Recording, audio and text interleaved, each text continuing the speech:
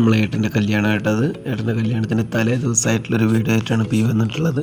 അപ്പോൾ നമ്മൾ തലേ ദിവസം നമ്മൾ ഏട്ടന് മുറ്റത്ത് ഇതേമാതിരി ചളി കെട്ടിക്കിടന്നപ്പോൾ ഏട്ടൻ പറഞ്ഞു ഒരു ലോഡ് മെറ്റൽ വേണമെന്നുണ്ട്. അപ്പം ഞാനെന്ത് ചെയ്തു, വണ്ടിയിട്ട് പോയിട്ട് ഒരു ലോഡ് മെറ്റൽ കൊണ്ടുവന്നു. അങ്ങനെ മെറ്റൽ നേരെ വണ്ടി മുറ്റത്തേക്ക് കയറാൻ പറ്റാത്തത് കാരണം എന്ത് ചെയ്തു, എല്ലാവരും കൂടി തന്നെ കൊട്ടയിലും ചെറിയ ചട്ടിയിലൊക്കെ ആയിട്ട് കോരിയാളിയന്മാരും പിന്നെ ഏട്ടൻ്റെ മക്കളും പിന്നെ അനിയൻ്റെ മക്കളും എല്ലാവരും ഉണ്ടായിരുന്നു. എല്ലാവരും കൂടി തന്നെയാണ് അവിടെ മെറ്റലും ഇതൊക്കെ കൂടി ചട്ടിയിലും കൊട്ടയിലൊക്കെ ആക്കിയിട്ട് ഇട്ടതിട്ട് മൊത്തത്തിൽ അവിടെ ഇട്ടു കേട്ടോ. കാരണം സ്റ്റേജുള്ള ഭാഗം മാത്രം ഒഴിവാക്കിയിട്ട് ബാക്കിയുള്ള ഭാഗങ്ങളൊക്കെ എല്ലായിടത്തും നല്ല വൃത്തിയിലിട്ടിട്ടാണ്, നല്ല കനത്തിൽ തന്നെ ഇട്ടിട്ടുണ്ട്. കാരണം അവിടെ ആകെ മഴ ചെയ്ത് കഴിഞ്ഞാൽ ആകെ വെള്ളം നിന്ന് ചളിപിളി ആകുന്ന ഒരു പ്രശ്നം കൊണ്ടാണ് മൊത്തത്തിലിട്ടത് കേട്ടോ. കാരണം അവിടെ എപ്പോഴും ഇന്നലെ മഴ നിൽക്കാതെ പെയ്തുകൊണ്ടിരിക്കല്ലേ, ഇപ്പോൾ ഈ ഒന്നരട മഴ നിൽക്കാതെ പെയ്യാനുള്ള. അപ്പോൾ ഈ സമയം അടുപ്പിച്ച് ഇതുവരെ മഴ നിന്നിട്ടില്ല, അങ്ങനെ പെയ്തുകൊണ്ട് തന്നെ ഇരിക്കുകയാണ്. അപ്പോൾ എല്ലായിടത്തും അടുക്കള ഭാഗത്ത് ഒന്നുകൂടി കട്ടിയിലിട്ടിട്ടാണ്. പിന്നെ നമ്മൾ സാധാരണ എല്ലാ വീടുകളിലും കല്യാണ വീടുകളിൽ തലേദിവസമുള്ള ഒരു വീടായിട്ട് വെളുത്തുള്ളിയും ഇഞ്ചിയും തോലൊളിക്കുക നന്നാക്കുക അങ്ങനത്തെ ഒരു സിസ്റ്റം എല്ലായിടത്തും ഇട്ടാ. അപ്പോൾ ഞാൻ നമ്മളെ കൂടുള്ള ഏടത്തിമാർക്കൊന്നും ഫോണിൽ ഇങ്ങനെ വരാനൊരു താല്പര്യമില്ലാണ്. അപ്പോൾ ഞാൻ എൻ്റെ അമ്മയും എൻ്റെ ചേച്ചിനും മാത്രമേ എടുത്തിട്ടുള്ളൂ കേട്ടോ. മറ്റുള്ളവരാരും പിന്നെ അവർക്കൊരു മടി പറഞ്ഞപ്പോൾ ഞാൻ എടുത്തിട്ടില്ല കേട്ടോ. അങ്ങനെ ഞങ്ങൾ ടേബിളൊക്കെ സെറ്റ് ചെയ്ത് സിറ്റ് ഔട്ട് ഇതൊരു ഫ്രണ്ടേജിലേ മുറ്റത്ത് ടേബിളൊക്കെ സെറ്റ് ചെയ്ത് അവിടെ ഇതുണ്ട് കേട്ടോ, നമ്മുടെ സ്റ്റേജ് കാര്യങ്ങളെല്ലാം സാധനം സെറ്റ് ചെയ്തിട്ട്. അപ്പോൾ നമ്മളിതിലിടയ്ക്ക് ആ നാവ് തട്ടായിരിക്കാൻ മേടിച്ചിരുന്ന ഒരു സാധനത്തിനുള്ളിൽ നിറച്ച് കടന്നൽ കൂടുണ്ടായപ്പോൾ അത് ഇളകിയപ്പോൾ ഒരാളെ കുത്തിയപ്പോൾ അപ്പോൾ ഇങ്ങനെ സുമേഷ് അതെടുത്ത് ഒഴിവാക്കിയാണ് നേരെ കുളത്ത് കൊണ്ടിട്ട് കേട്ടോ. അങ്ങനെ ഭക്ഷണത്തിൻ്റെ നേരമായി തുടങ്ങി എല്ലാ പരിപാടികളും കഴിഞ്ഞ് ഭക്ഷണത്തിൻ്റെ പരിപാടിക്ക് തിരിഞ്ഞിട്ട് ഉച്ചയ്ക്ക് പിന്നെ ഇന്ന് സദ്യ കേട്ടോ. നമ്മൾ ഉച്ചയ്ക്കുള്ളത് നോർമലായിട്ടുള്ളൊരു സദ്യയും കാര്യങ്ങളൊക്കെ തന്നെ കേട്ടോ. അപ്പോൾ പിന്നെ എല്ലാവരും ഓരോരോ പണിയും കാര്യങ്ങളൊക്കെ കഴിഞ്ഞ് ഓരോ തിരക്കിലും എല്ലാം കഴിഞ്ഞതായപ്പോൾ ഭക്ഷണം കഴിക്കാൻ കുറച്ച് വൈകിപ്പോയി. നല്ലൊരു 2 മണിൻ്റെ ഉള്ളിൽ തന്നെ കഴിച്ചിട്ടാണ്. 2 മണിൻ്റെ ഉള്ളിൽ തന്നെ കഴിച്ചിട്ടുണ്ട്. കാരണം എല്ലാവരും ഓരോ പണിയിലല്ലേ, ആർക്കും ഒരു എന്തെങ്കിലുമൊക്കെ ആയിട്ട് അവിടെ ഉണ്ടാവുമല്ലോ അവർക്ക്. ഇത് പളിയന്മാർ ഏട്ടന്മാരൊക്കെ തന്നെ ഇട്ടത് ഭക്ഷണത്തിന് വിളമ്പുന്നതും ഇതാക്കുന്നതും ഇട്ട് എല്ലാവരും ഉണ്ട്. കുട്ടികളുണ്ട്, കുട്ടികളെല്ലാം സജീവമായിട്ടുണ്ട് കേട്ടോ. കുട്ടികൾ ചോറിക്കുണ്ടായിരുന്നത് നമ്മൾ ഉപ്പേരി, അച്ചാർ, പപ്പടം പിന്നെ സാദാ ചോറ് എങ്ങനെയായിരുന്നു കേട്ടോ. കൂടുതലായിട്ട് ഐറ്റംസ് ഒന്നും കേട്ടോ. മീനോ കാര്യങ്ങളൊന്നും തലേദിവസം ഇല്ല കേട്ടോ. ഇറച്ചി മീനോ അങ്ങനത്തെ ഐറ്റംസ് ഒന്നും ഇല്ല കേട്ടോ. പിന്നെ നമ്മൾ സാധാ വാഴൻ്റെ ഇല കുറവായത് കാരണം ഇപ്പോൾ പ്ലേറ്റ് സേസിൻ്റെ ഇല വാങ്ങിയിട്ട് ഇരുന്നിട്ട് എല്ലാവരും ഭക്ഷണം കഴിച്ചിരുന്നത്. പിന്നെ നമ്മുടെ അകത്ത് ചെന്നപ്പോൾ നമ്മുടെ ടി വി സെറ്റാക്കി വെച്ചിട്ടുണ്ട്. ടി വി നമ്മൾ സുധീഷ് കൊണ്ട് സെറ്റാക്കി വെച്ചിട്ടുണ്ട്. നമ്മൾ വൈഫൈ ഒക്കെ കണക്ട് ചെയ്ത് വൈഫൈയിൽ ഇതൊക്കെ കണക്ട് ചെയ്ത് യൂട്യൂബിൽ മൂവി കണ്ടുകൊണ്ടിരിക്കുന്ന അവർ വന്നപ്പോൾ കേട്ടോ. പ്രേമിലും തന്നെ മൂവി കണ്ടുകൊണ്ടിരിക്കുന്ന അവർ. അങ്ങനെ ഒരുവിധ ആളുകൾ പുതിയ ആപ്പിളും എല്ലാവരും ഭക്ഷണം കഴിച്ചു. ഒരുവിധ ആളുകളൊക്കെ ഭക്ഷണം കഴിച്ച് കഴിഞ്ഞിട്ടോ. പിന്നെ ഇനി നമുക്ക് പണി ഒരുപാടുണ്ട് കേട്ടോ. അതിലിടയ്ക്കാണ് നമ്മുടെ ഇത് വന്നത് കേട്ടോ. ഭക്ഷണത്തിൻ്റെ സാധനങ്ങളായിട്ടുള്ള വണ്ടിക്ക് കല്യാണത്തിനുള്ള ഫുള്ള് സാധനമായിട്ട് വന്ന വണ്ടി ഒന്നും ആപ്പൊന്നും അതവിടെ ഇറക്കിയിട്ട് എല്ലാ സാധനങ്ങളും വീട്ടിലിറക്കി അവിടെ സെറ്റാക്കി വെച്ചിട്ടുണ്ട്. അങ്ങനെ ആയിരിക്കും ഞങ്ങൾ പെട്ടെന്ന് സാധനം വാങ്ങാൻ വേണ്ടി വീട്ടിൽ നിന്ന് ഇറങ്ങിയിട്ടാണ് ഞങ്ങൾ നേരെ പോയത്. ചെങ്കുവട്ടി കോളേജിൻ്റെ വഴിക്ക് എഡ്രിക്കോട് വഴിയിട്ട് പോയത്. എഡ്രിക്കോട് കഴിഞ്ഞ് നമ്മുടെ എഡ്രിക്കോട് തിരൂർ റോട്ടിൽ ലെഫ്റ്റ് സൈഡിലായിട്ട് ഒരു പായസത്തിൻ്റെ കടന്നിട്ട് അവിടെ ചെന്നപ്പോൾ നമുക്കൊരു പായസം കുടിക്കണം എന്നൊരു അതിയായ ഒരു താല്പര്യം കാരണം ഞാൻ എന്ത് ചെയ്തു, ഒരു പായസം അടയിട്ടാ, നമ്മുടെ പാലട പായസമായിട്ടാ. സംഗതി നല്ല സെറ്റാട്ടത്. കഴിക്കാൻ നല്ല രസമാണ്. അത് കഴിച്ചു കഴിഞ്ഞാൽ പിന്നെ ഒരു ഉപ്പി വെള്ളം കൂടി വാങ്ങലും നിർബന്ധമായിട്ട് അതിൻ്റെ കൂടെ തന്നെ. കാരണം അത്യാവശ്യം നല്ല രസമുണ്ട് കഴിക്കാനും. ഇത് ഒന്നിച്ച് ഒരാളുകൾ ഉണ്ടാക്കുന്നതാട്ടോ. ഒരാളുകൾ ഒന്നിച്ചുണ്ടാക്കി കണ്ടത് അവരൊന്നിച്ച് ഇതേമാതിരി ഒരാളുണ്ടാക്കുക, എന്നിട്ട് ഫ്രാഞ്ചൈസി ആയിട്ട് ബ്രാഞ്ചുകളായിട്ട് ഇതേമാതിരി ഓരോരുത്തർ ഇതേമാതിരി കൂലിക്ക് പണിയെടുക്കുക. അങ്ങനത്തെ ഒരു പരിപാടി ഇട്ടത്. ഏത് പായസക്കടയിൽ നിന്ന് വാങ്ങിയാലും ഒരേ ടേസ്റ്റ് ആവും. കാരണം ഒരാളുണ്ടാക്കി കൊടുക്കുന്നതായതുകൊണ്ട് അതിനൊക്കെ ഒരു ടേസ്റ്റ് തന്നെ വരുള്ളൂ കേട്ടോ. സാധനം നല്ല സെറ്റ് പായസമാണ്. നമ്മൾ ഈ പഴയ കാലത്ത് നമ്മൾ കല്യാണത്തിനൊക്കെ എങ്ങനെയാണോ പാലട പായസം കുടിക്കുന്നത് അതേ രീതിയിൽ തന്നെയുള്ള ടേസ്റ്റും കാര്യങ്ങളും ഒക്കെ തന്നെ കേട്ടോ. അതിനൊരു മാറ്റം ഇല്ല കേട്ടോ ആ പായസത്തിന്. കാരണം ഞങ്ങളത് വാങ്ങിയിട്ട് ഞങ്ങൾ 3 ഗ്ലാസ് വാങ്ങി. സാധാരണ ക്ലാസ്സിന് 30 രൂപയാണ് ഇപ്പോൾ ഉള്ള നിലവിൽ. ആദ്യം 25-20 ഉള്ളതിന്, പക്ഷേ ഇപ്പോൾ ഒരുപാട് മാറിയില്ലേ. അത്രയും സംഗതികളൊക്കെ മാറ്റം വന്നില്ലേ. അങ്ങനെ ഞങ്ങൾ 3 ഗ്ലാസ് വാങ്ങിയിട്ടോ. ആദ്യം മോനൊരു ഗ്ലാസ് കൊടുത്തു.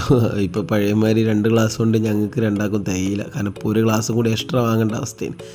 അങ്ങനെ ഞങ്ങൾ അവിടെ നിന്ന് നേരെ പോയത് വയലത്തൂർ ഇതിക്കാട്ടോ, നമ്മുടെ റീഗലിൻ്റെ ഫാൻസിക്കാട്ടോ പോയത്. അവിടെ എന്താ വെച്ചാൽ 1-2 ഇത് വാങ്ങേണ്ടതിന് കമ്മലും കാര്യങ്ങളൊക്കെ വാങ്ങാണ്ടെന്ന് പറഞ്ഞപ്പോഴാണ് അതങ്ങോട്ട് പോയിട്ട്. അങ്ങനെ തിരിച്ചു വരാൻ നേരത്തെ ആദ്യം മോനൊരു കാർ വേണം തന്നെ വാശി പിടിച്ചപ്പോൾ ആ കാറാണ് ഞാൻ ഇരുട്ടിക്കൊണ്ടിരിക്കുന്നത് കേട്ടോ.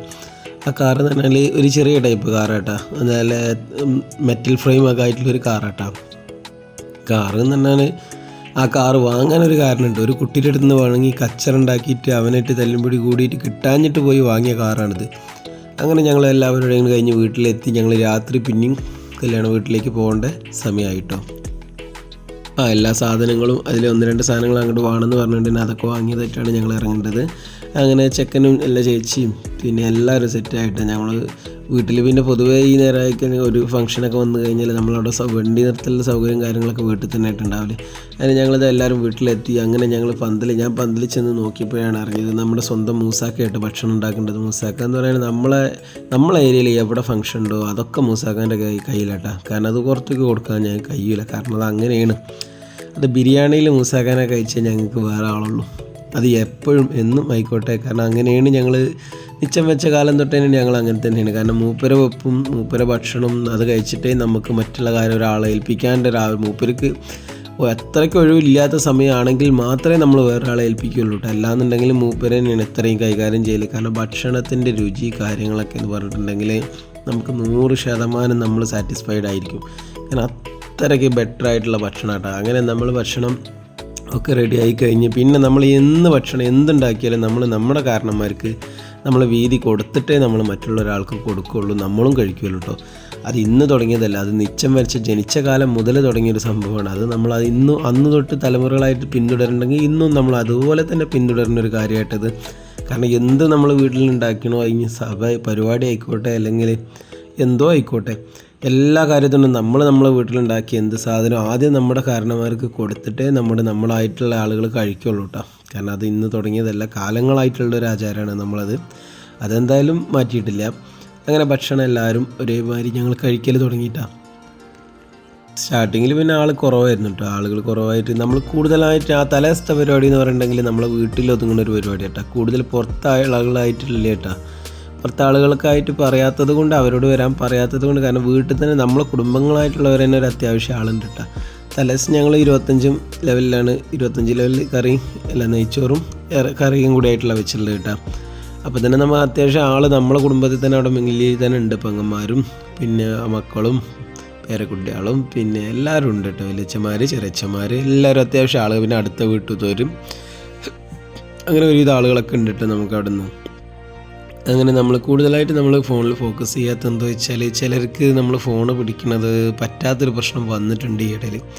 അപ്പോൾ ഒരാൾ എന്നോട് പറഞ്ഞും ചെയ്തിട്ട് നിങ്ങൾ ഫോൺ ഉപയോഗിക്കുന്നത് ഞങ്ങൾക്ക് ബുദ്ധിമുട്ടാണെന്ന് പറഞ്ഞപ്പോൾ ആയിക്കോട്ടെ ശരി ചേച്ചി, ഞാനങ്ങനെ ചെയ്യൂല, നിങ്ങൾക്ക് അത് ബുദ്ധിമുട്ടായിക്കൊണ്ട് നമ്മളൊന്നും ചെയ്യലിട്ടാണ്.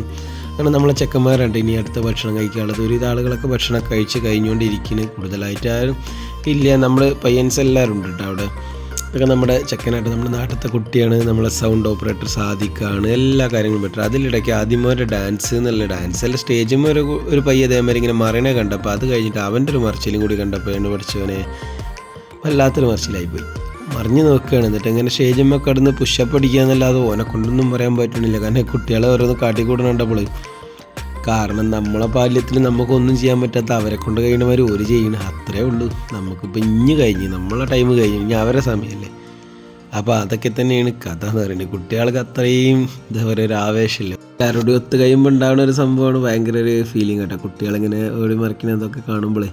പക്ഷേ എന്തെങ്കിലും വീണ് കയ്യോ കാലോ പൊട്ടുമ്പോഴൊക്കെ തന്നെയാണ് നമുക്ക് വല്ലാത്തൊരു വിഷമം വരില്ല. കാരണം ഓരോരുത്തർ വികലും ഇതൊക്കെ ഉള്ളതല്ലേ. ഒരു പരിപാടി ആകുമ്പോൾ ധൃതി വയ്ക്കുക പായ ഊട് എന്നുള്ള പരിപാടികളൊക്കെ ഉള്ളിടത്തും അല്ലേ. അങ്ങനെ ഞങ്ങളെല്ലാവരും രണ്ടാളും കൂടി ഒരു സെൽഫി എടുത്തിട്ട് സെൽഫിയിൽ ഒരു ഫോട്ടോ എടുത്താൽ വിചാരിച്ചിരുന്നു കേട്ടോ. അങ്ങനെ പരിപാടിൻ്റെ എല്ലാ ഘട്ടങ്ങളും സെറ്റായിക്കൊണ്ടിരിക്കുന്നുണ്ട്. ഞാൻ ചെക്കൻ്റെ റൂമിലെത്തിയപ്പോൾ ഞാൻ കട്ടിൽമേ കിടന്നപ്പോൾ അപ്പോഴാണ് ഞാൻ മനസ്സിലാക്കി കേട്ടോ. നമ്മുടെ ബെഡ് ഉണ്ടല്ലോ, ബെഡ് അത്രയും കംഫർട്ടായിട്ട് എന്ത് സ്പോഞ്ചായിട്ടാണ്, ഭയങ്കര സ്പ്രിങ് ആയിട്ടാണ് കേട്ടോ കട്ടിൽ കണ്ടെത്താൻ. നല്ല കിടന്നുറങ്ങാൻ തന്നെ എന്ത് സുഖമുണ്ട് മോനെ.